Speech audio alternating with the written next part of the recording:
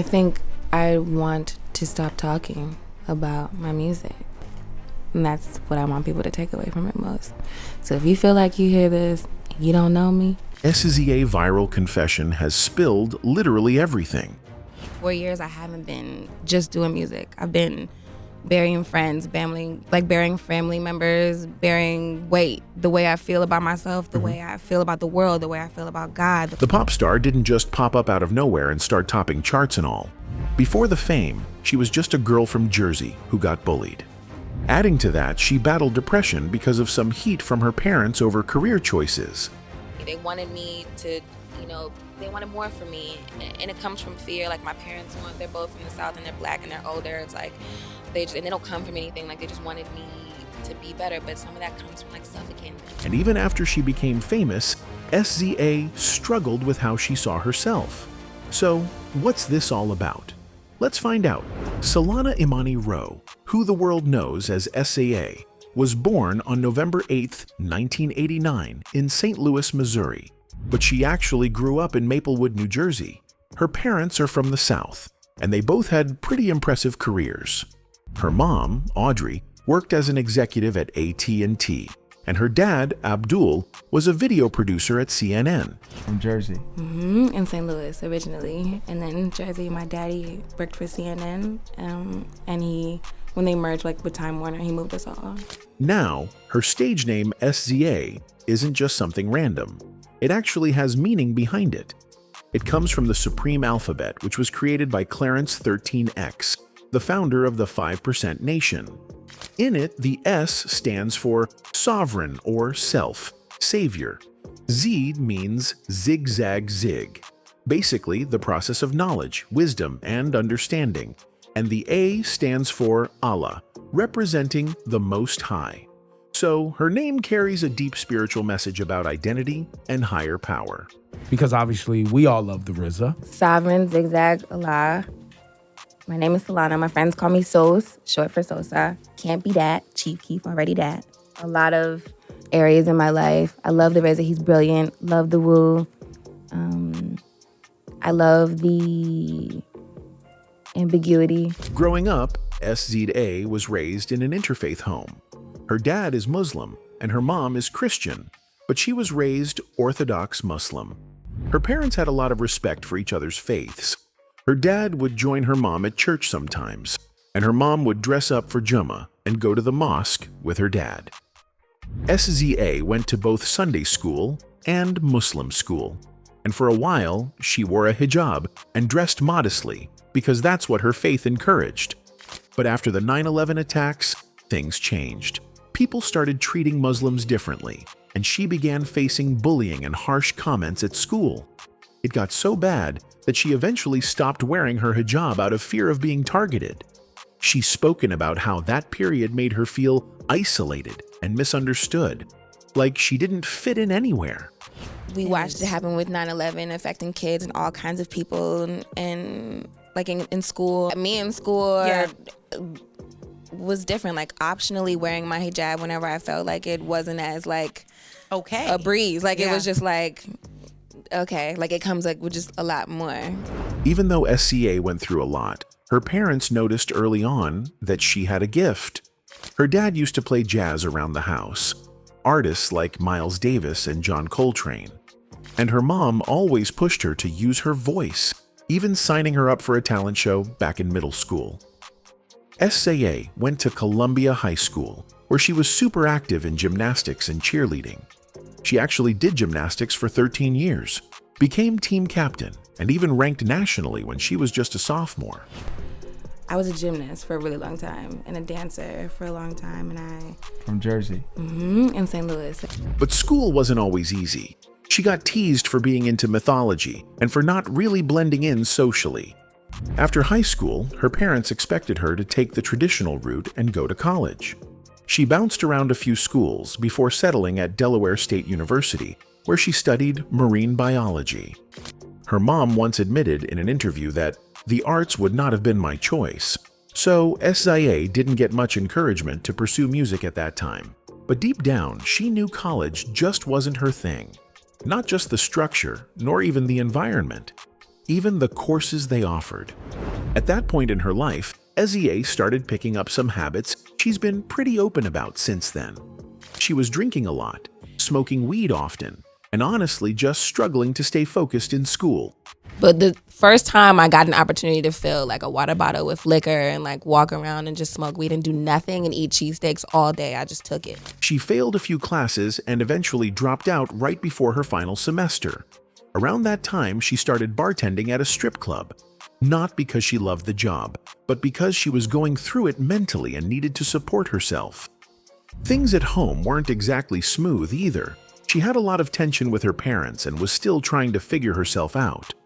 They wanted more for me, and it comes from fear. Like my parents they're both from the South and they're black and they're older. It's like they don't come from anything. Like they just wanted me to be better, but some of that comes from like suffocating. After leaving Delaware State, she decided to switch things up and spent a summer studying at the Fashion Institute of Technology in New York City. That's where her love for fashion really took off. She had always had a creative eye, but FIT helped her sharpen it. Not long after, she started interning for Pharrell Williams and Nigo's clothing brand, Billionaire Boys Club, which was a pretty big deal at the time. Then she worked for 10 Deep, a popular streetwear brand. For a while, it seemed like she was headed toward a career in fashion rather than music. In fact, music wasn't really part of her plan at all. She once said she thought she'd end up running her own marketing firm one day. Singing was more of a side thing she did for fun. You realized you wanted to sing? 4 years ago, 5 years ago. I never wanted to sing, just kind of. But then she started realizing she wasn't actually bad at it. In her words, music was my hobby, but then became more of a serious hobby because I didn't suck at it, and I was intrigued that I didn't suck at it. That curiosity eventually turned into passion. SZA's luck came kind of by accident in 2011. While running errands with a friend, she met Terrence "Punch" Henderson, the president of Top Dog Entertainment, the same label that had Kendrick Lamar and other big names. They were delivering clothes to some TDE members, and her friend happened to be playing SZA's music through her headphones. Punch overheard it, instantly noticed her unique voice, and was hooked. He later told Variety, "What jumped out instantly was her voice. It was so distinctive. And then when I heard the words, she attacked it as a lyricist. Instantly, I'm like, I know what to do with this."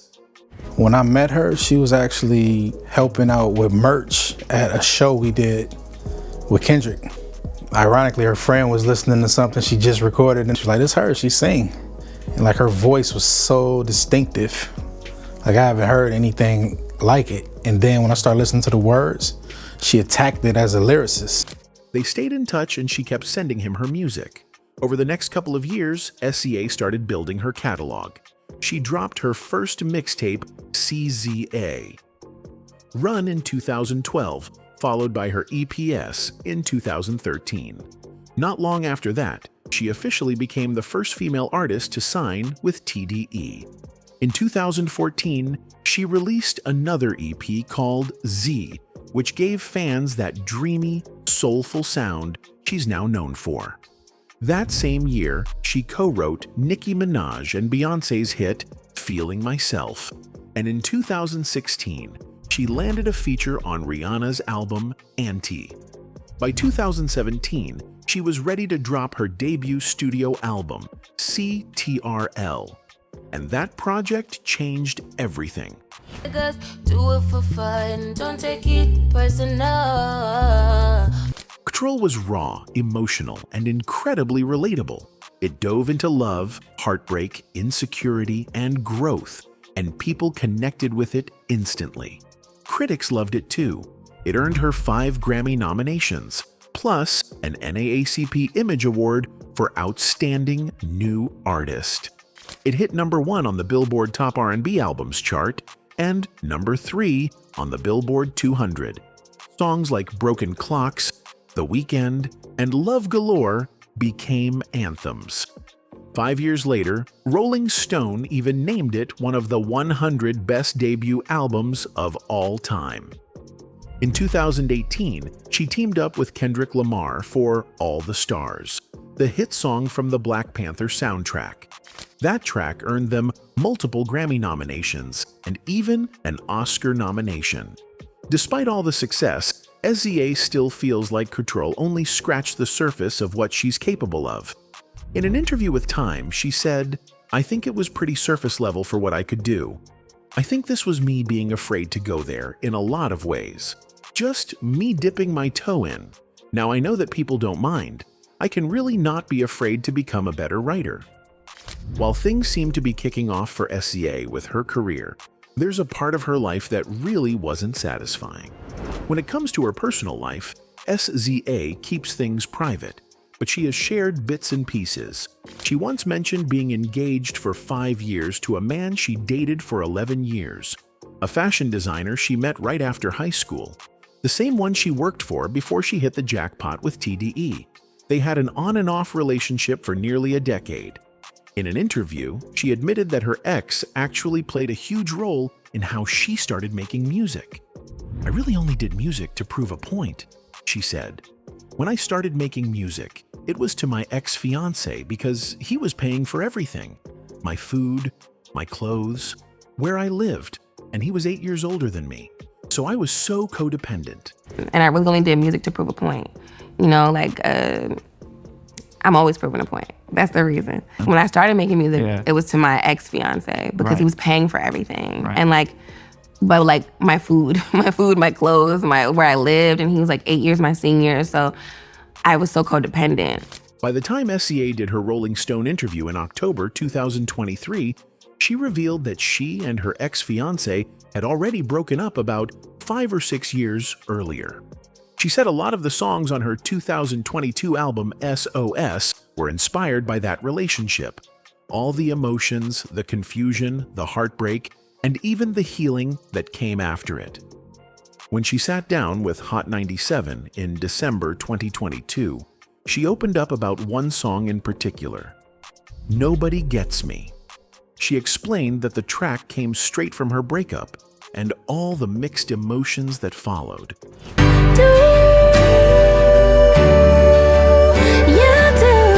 Then, during one of her shows in Portland in March 2023, she hinted that her ex actually lived in that same city. Before performing "Nobody Gets Me," she told the crowd, "He's not here because I'm blocked on everything." Then laughed and added, "This one's extra. Sad because I wrote this song about the person that lives here. Being blocked on everything is so f***ing hard." Fans caught the moment on TikTok, and of course, it went viral. A few months later, in her Elle interview, SZA shared that her ex's dad wasn't exactly thrilled about that onstage comment. He texted her after the show, saying his son was hurt by what she said. But SZA stood by her right to speak her truth, saying, "You don't get to block me on everything. Tell mutual friends terrible things about me, and then expect me to stay quiet. You go do your healing, and I'll do mine." Aside from that relationship, SZA has also talked about a short fling she once had with Drake. It was only a couple of years ago that we found out that Drake and SZA used to be a thing way back in 2009, thanks to some of his lyrics. The whole thing came to light after Drake dropped his 2020 song, Mr. Right Now, where he rapped, "Yeah, said she wanna to some SZA, wait, 'cause I used to date SZA back in 2008. SZA later jumped on X to clear things up. She said it was actually 2009, not 2008, explaining that he probably just changed the year to rhyme with wait. She made the correction not out of pettiness, but to clarify that she was of age at the time. "We were really young," SZA said. "It wasn't hot and heavy or anything. It was like youth vibes. It was so childish. I just didn't want anybody thinking anything underage or creepy was happening," she tweeted. Thankfully, there was no bad blood between them. In fact, they reunited in 2023 for the song Slime You Out off Drake's For All the Dogs album. And I'm going home like a sort of. You turn these hoes, you ain't. Outside of music and relationships, SZA's always been honest about her body image and mental health. In her British Vogue interview from December 2022, she admitted that she had gotten a Brazilian butt lift earlier that year, and honestly regretted it. "I'm so mad I did that, she said. After struggling to see gym results, she decided to get the procedure done, but soon realized it wasn't worth it. I gained all this weight from being immobile while recovering and trying to preserve the fat. It was just so stupid," she explained. But who gives a F? You got a BBL, you realize you didn't need the she. She said it just wasn't necessary, and that there were more important things she needed to work on, like her mental health. "Not to say you can't do both, but for me, I realized wherever you go, there you'll be," she said, meaning that even surgery can't fix what's going on inside. Despite her regrets, she still embraces her body and often talks about self-acceptance. That's one reason fans love her. She's real. She doesn't pretend to have it all together. She's spoken openly about living with ADHD and anxiety, and she's shared that she actually has 3 therapists. "I have a hypnotherapist, I have a talk therapist, and they tried to get me a psychiatrist," she told Zane Lowe in 2023. There's so much perceiving going on. People don't know you. They're seeing you at your most high-pressure moments, and it's scary. Things happened to me in my childhood that also, made me a little more combative in my adult life, trauma and things like that. In her Elle interview, she mentioned that some people think her insecurities and anxiety are just for show, but she quickly shut that down. "Everybody else has feelings and fears," she said. "Just because I'm famous doesn't mean I'm not allowed to be scared. I wasn't born famous. Even with all her success, SZA still has to protect her peace." She said that when filming her Snooze music video, she made sure to prepare mentally so she could feel calm and comfortable. But sometimes it's the fans who make things hard. In late 2024, after her SOS Deluxe, Lana album hit #1, some people on social media started making comments about her body again. One fan page posted an old video of her from the 2020 quarantine era with the caption, "I miss this era so much." While most fans were just being nostalgic, a few comments turned nasty, saying things like, "AKA before she got big and into BBL culture." The rude comment instantly got SZA's attention, and she didn't hold back in explaining how stuff like that is part of why she's changed so much over the years. "Y'all say weird tea like this and wonder why I'm different and don't feel comfortable with y'all anymore. Lol," she tweeted. Some fans thought SZA looked really happy in that old video, but she quickly shut that down. "COVID was hard. My granny had just died. I was super depressed and pretending to be fine, not eating, overworking out," she wrote in a follow-up tweet. She added that even when things were bad, she always had her childhood home to run to whenever she needed peace. Still do. Just grateful to be in a better headspace now. SO to those days, though. Lately, though, SZA's name has popped up in a few messy online moments. Not too long ago, she and Nicki Minaj clashed on X. It all started after SZA posted a vague message saying, "Don't take the bait," while talking about Mercury retrograde. Nicki, who was in the middle of posting under the hashtag Justicia Parademory, took it personally and fired off a storm of insults. Nicki didn't hold back. She went off, calling SZA all kinds of names and even saying she sounds like a dead dog, and that if her music disappeared, the industry wouldn't even notice. It got pretty wild. What made things even messier was that Nicki was actually online to support Demory Hadley, the daughter of Roc Nation's CEO, who had accused her mother of forcing her into a psychiatric facility. Nicki claimed she related to that situation. Nicki Minaj posted that she has receipts of being bullied and the retaliation that she's alleging, so maybe now we'll see her side of it. Then, somehow, SZA got pulled into it. Nicki accusing her of keeping quiet about the harassment, faking streams, and re-releasing SOS just to boost her numbers. "Does SZA think she's more successful than me?" she wrote in one of the viral posts. "I don't know if you fat, obese, chubby, or skinny. Do these people not know my stats? These bots done got to your mother fat heads. You're not an icon." While Nicki kept throwing shots, SZA didn't really feed into it.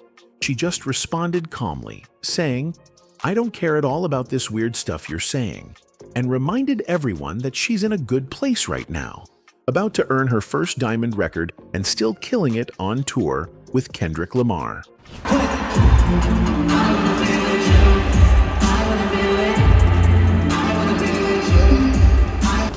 Over the years, SZA has racked up some serious wins. She's now a 5-time Grammy Award winner with nominations for both a Golden Globe and an Oscar. Not bad for a girl who once doubted she'd even make it this far. But before all that Grammy glory, things didn't start off so smooth. Back in 2018, SZA was on fire. 5 Grammy nominations and a performance slot at the show. But even with all the love around Chorl, she walked away empty-handed. Right before I lost the last 2, Tyler was like, "Nah, it'd be so weird if you lost everything and they still asked you to perform," she told Rolling Stone. And yeah, that one stung. By 2021, though, she had let it go. "I'm just a girl from the suburbs. I never dreamed of being nominated for a Grammy," she told Cosmopolitan. "Once you've been nominated and lost, you stop caring. I've been over that for years. Why would I be mad?" Then came the glow-up. In 2022, she and Doja Cat grabbed their first Grammy together for Best Pop Duo Group Performance with Kiss Me More. By 2024, she was fully in her bag, winning 3 more. Best R&B Song for Snooze, Best Progressive R&B Album for SOS, and another Best Pop Duo Group Performance with Phoebe Bridgers for Ghost in the Machine. Got future, I don't. Right back, can't sleep, but I don't. Power down, I'm wide open, I'm awake. Her trophy shelf doesn't stop there, though. She's also snagged an American Music Award, 6 Billboard Music Awards, 4 MTV VMAs, and 6 BT Awards. Billboard gave her the Rule Breaker Award in 2019 and crowned her Woman of the Year in 2023. She even took home the Soul Train Award for Best New Artist back in 2017. By 2025, Billboard had her locked in at number 18 on their Top 100 Women Artists of the 21st Century list. Time magazine also featured her on its Time 100 Next list in 2022, and Rolling Stone ranked her 181st on their 200 Greatest Singers of All Time list in 2023. Most recently, she scored another Grammy win in 2025 for Best R&B Song with Saturn. Not bad at all for someone who once said she never even dreamed of all this.